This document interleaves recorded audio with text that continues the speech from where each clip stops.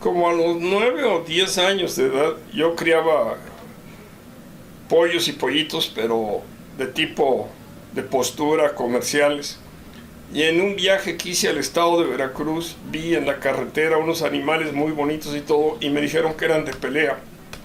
Y regresé yo con la idea de que yo quería tener gallos de pelea. Y fue como me nació la afición. En mi familia no había gente de gallos. Un hermano de mi abuela tenía gallos, pero cuando yo nací él ya había muerto. Así es que realmente la afición me nació de salir ahí, pues salir a la carretera, ver los gallos que eran muy bonitos, y ahí empecé a criar más o menos en el año de 1946 las primeras aves de pelea.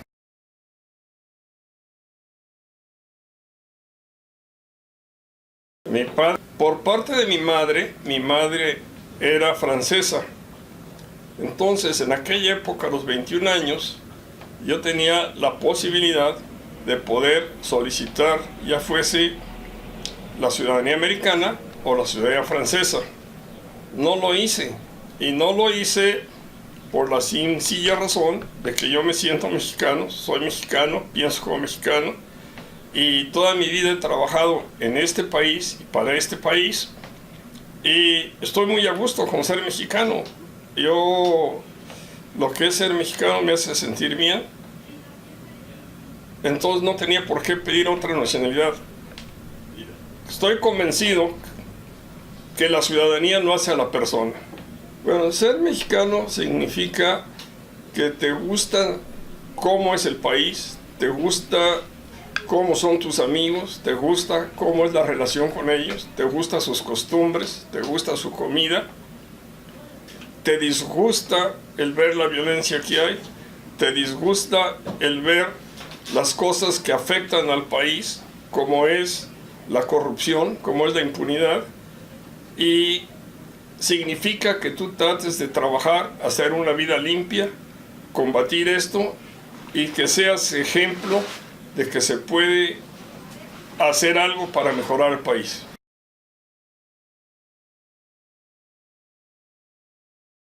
Es una tradición que hay que proteger porque está muy relacionada a la identidad, idiosincrasia del mexicano. Las peleas de gallos en México nos llegan por dos vías. Nos llegan por la parte española, por Veracruz, y por el galeón de Manila de Acapulco que iba a Filipinas. Nosotros no podemos pensar en un mexicano si no estás pensando en la charrería, si no estás pensando en los mariachis, si no estás pensando en las peleas de gallos, si no estás pensando en los toros, en el jaripeo, en las carreras parejeras. Todo esto es parte de nuestra identidad. Si nosotros perdemos la identidad, no seríamos uno de los países protagonistas en el mundo, seríamos otro país de los que ni siquiera se habla, seríamos uno más. Y sería mucho más fácil que se nos sometiera social, culturalmente, después económicamente y finalmente políticamente, y perderíamos mucha de nuestra independencia.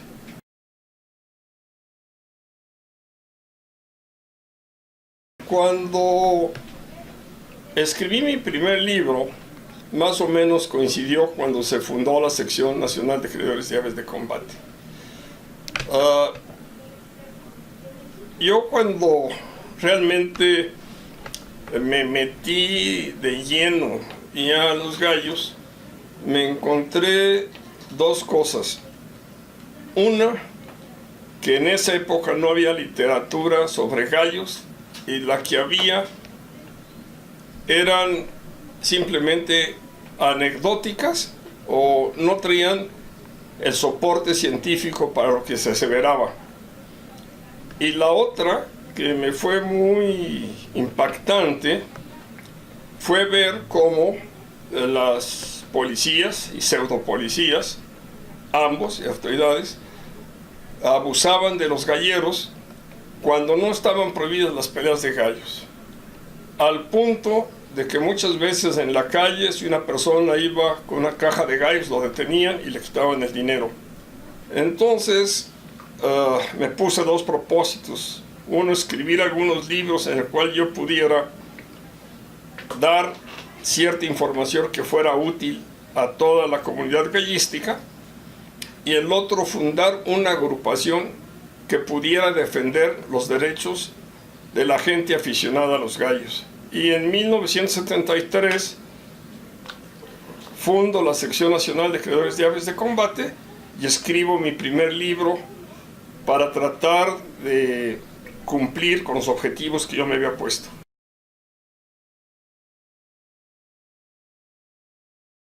Bueno, el gallo oriental lo escribo yo porque en el área de Navaja y en el área de Espuelas en México se tenían conceptos muy equivocados de lo que era el gallo oriental y no se conocía. En Estados Unidos se conocía muy bien, pero los criadores americanos, por prestigio, nunca te decían que lo tenían. En la misma época que te digo que yo empecé a ver toda esta información, un poco antes del año 70, 71, yo empecé a traer gallos cruzados de oriental. Y me tocó jugar las principales ferias de México, Puebla, León, etcétera, con muy buenos resultados. Y empecé a demostrar que la cruza con gallo así daba resultados. Porque hay información que desde 1820, 1830 en Estados Unidos ya metían gallo oriental, lo cual nunca nos lo decían. Pero la falta de conocimiento de mucha gente de gallos, de las características que eran del oriental y los que eran del gallo inglés, que era la base del gallo americano, eran distintas. Por ejemplo, si el gallo trae ojos verdes o grises o claros, o si tiene las alas cortas, o si tiene la pluma pegada, o si tiene la cola para abajo, o si tiene la cresta pava, o si tiene la cabeza redonda, en algún momento tuvo oriental. Aunque no te lo acepten los americanos, ¿verdad? Y hay muchas anécdotas de criadores americanos muy exitosos en su época, que fueron casi invencibles, y eran los que empezaron a meter gallo oriental, como el señor Shelton, o como Nick Arrington, o el juez Lacey, que sacaban los roundheads, y con esos ganaban. Entonces se desconocía, y traté de sacar un libro de gallos orientales para orientar a la gente. Y con el gallo español también, porque la afición más grande que existía en el Caribe, el norte de Sudamérica, Centroamérica y la parte del Golfo y Yucatán, se jugaba mucho gallo español.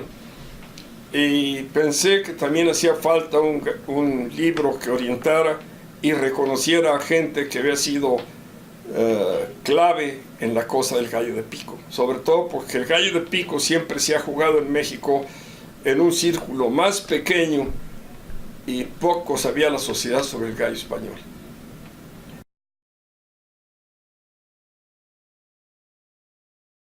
En el año de 1949 se importaron unas gallinas de California y de Inglaterra. Y llegó una epidemia, la peor epidemia que ha habido en la ganadería nacional de Newcastle. Acabó con toda la parvada nacional, y entre ellos se llevó los gallos. Entre ellos los míos. Y no existían vacunas en esa época, se desconocía la enfermedad, y cuando entra el presidente Ruiz Cortines, era tal el desastre que había pasado en México que tuvo que hacer una planta avícola en cada estado de la República, y ahí reproducir pollitos para repartir, porque no había avicultura, se había acabado la avicultura en México. En los gallos fue lo mismo. El gallo criollo de Navaja, que era el que más perduraba en México, se acabó, que era un gallo poco diferente al que tenemos actual. Entonces, a partir de esa epidemia, después vienen las grandes importaciones de gallos y gallinas de Estados Unidos. Y entonces viene el gallo americano actual, que es el que usamos en Pulgara.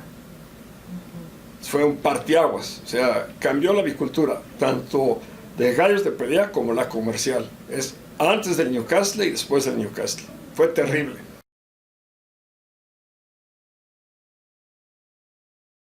El gallo de pico es el que se pelea con espuelas o con cuartos de redonda.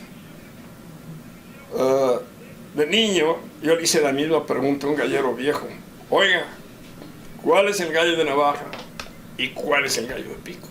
Y esto que te voy a contestar, se les ha olvidado a mucha gente que se dice gallero de mucho prestigio. Y es muy sencillo.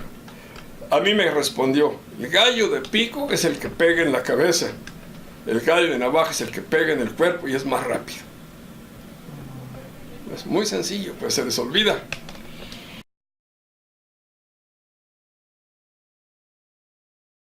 Cuando se juega el gallo de espuela es una pelea muy tórrida y alguna gente pierde el control. Y me dijo el señor Humberto Tapia, las espuelas no nada más le sacan la clase al gallo, también se la sacan al gallero. Y eso es muy cierto. Entonces, tú, cuando estás metido en la cosa de gallos, no puedes ser diferente por ser gallero de lo que eres en la vida. ¿Sí? Si tú en la vida eres deshonesto, si tú en la vida le vas a robar un peso a una persona en un negocio o en una cosa deshonesta, lo mismo lo vas a hacer en los gallos. O sea, los gallos no es causa de eso, sino ya es de lo que trae la persona. Si tú eres honesto en la vida, vas a ser honesto en los gallos. Y yo considero que hay veces que galleros que son honestos se pueden equivocar y te pueden vender un gallo pensando que es bueno, ¿verdad? Y a lo mejor no lo es. Lo que yo critico es cuando una gente sabe que los animales no sirven y vendérselo a un criador.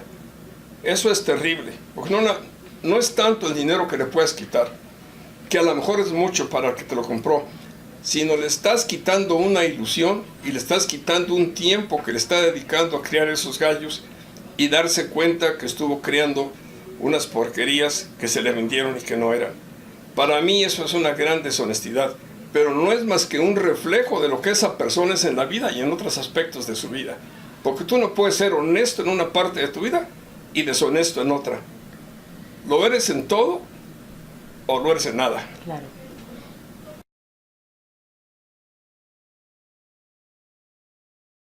A la gallística nacional lo que más daño le hace es que muchas personas en el palenque o en las peleas no traten bien a sus gallos, que después de una pelea arrumben el gallo o lo avienten, ¿sí?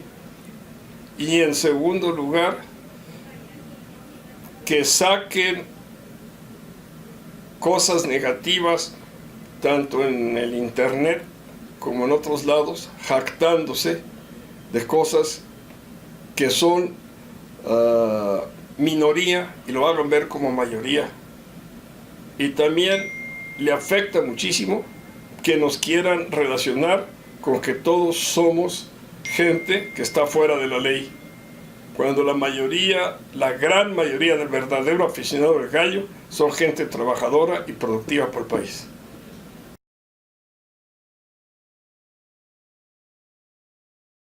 Lo primero, que se acerquen a gente de gallos que realmente les guste el gallo, ¿sí? Y que aprendan lo bueno, que rechacen lo malo, ¿sí? Porque que no consideren al gallero tramposo como un ejemplo, sino al que es honesto. Hay un dicho que dice que no hay coyote que muera gordo. En mi experiencia, la mayoría de la gente en gallos que yo he conocido que es tramposo, nunca ha tenido éxito a la larga. Y a la larga, no nada más ha perdido en gallos, sino ha perdido su prestigio como persona. que cuiden su personalidad y que sean honestos en los gallos como en el resto de sus acciones en la vida.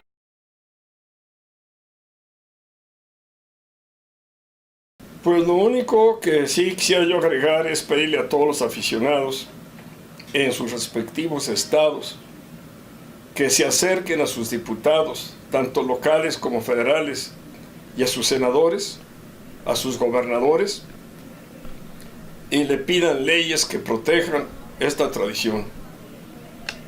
Los ataques a las peleas de gallos que están en México vienen del extranjero, financiados con dinero del extranjero.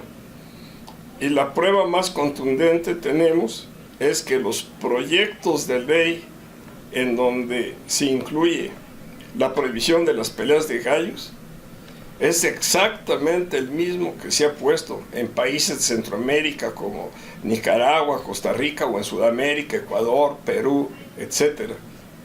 Y generalmente gente que ni siquiera sabe lo que son las peleas de gallos, pero que viven de ser pseudoprotectores de animales, porque no protege nada, simplemente a ellos es un negocio estar en esas sociedades.